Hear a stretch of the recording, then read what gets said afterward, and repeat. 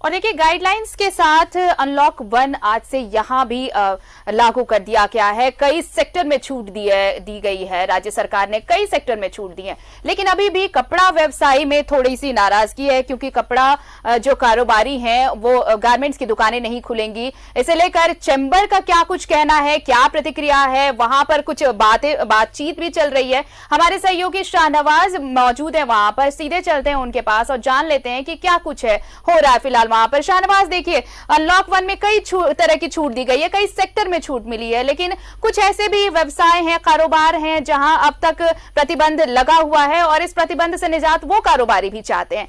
Chamber इसे लेकर चर्चा कर रहा है कि सरकार से इन तमाम मांगों पर भी बातचीत की जाए और उन मांगों पर सरकार विचार करे। क्या कुछ वहां पर अब बातें हो रही हैं?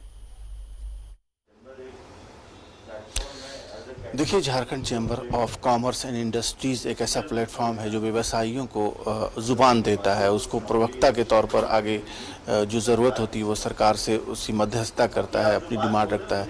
इसीलिए जब आज सब चीज़ों की दुकानें खुल गई, एक कपड़े की दुकान और एक जूते की दुकान और कुछ अन्य चीज़ों पे प्रतिबंध अभी भी लगा हुआ है, जिसको लेकर के कपड़ा के व्यवसाय करने वाले बहुत चिंतित हैं।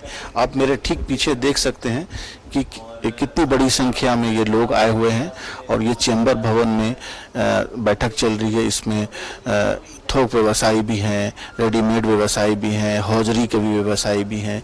ये तमाम लोगों को उम्मीद थी कि 60-65 दिनों के बाद अब सरकार जब सबको छूट दे रही है तो इनको भी व्यापार करने का छूट मिलना चाहिए, लेकिन नहीं मिला।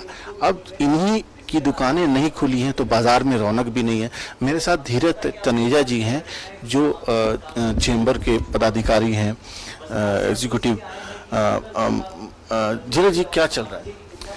ये कल जो सारी दुकानें और जो व्यवसाय खोलने की बात हुई है उसमें मेजरली कपड़ा व्यवसाय और जूतों की दुकान जो नहीं खोली गई है, बाकी अन्य चीज़ें भी है। तो वो लोग अपनी अपनी बातें रख रहे हैं कि हमारे साथ ऐसा व्यवहार क्यों किया गया अलग से। तो इस सिलसिले में हमने सरकार से भी कल बात की थी, शाम को कोशिश की थी बात करने की। तो वो लोग कुछ टेक्निकल इश्यूज बता रहे हैं जिस पर भी विस्तार से हम लोग फिर से इसके बाद में चर्चा पे जाएंगे। अभी ये हमारे लिए भी अभी क्लियर नहीं हो सका है कि ये क्यों नहीं खुली है। अभी लगे हुए अभी हम लोग एक बार इस चर्चा में बैठे हैं, क्या क्या पॉइंट्स हैं जो हम लोग सुझाव दे सकते हैं। सरकार की जो चिंताएं हैं कि किस वजह से शायद टेक्निकल इशू क्या?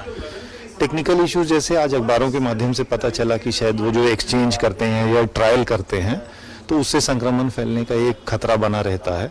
तो उस वजह से हमें लगता है कि ये नहीं हो पाया है। तो हम अपने सुझाव उस पर देंगे कि हम उसको कैसे चेंज कर सकते हैं, काम करने के तरीकों के। अन्य जगहों पर भी हमने चेंज किए हैं, सोशल डिस्टेंसिंग मेंटेन करें और भी चीज़ें हैं। तो कपड़े में भी हम कुछ सरकार को अपनी तरफ से सुझाएंगे कि आप किस चीज़ों को लगा करके उस पर रोक करके हम कपड़ा व्यवसाय भी शुरू करवा सकें।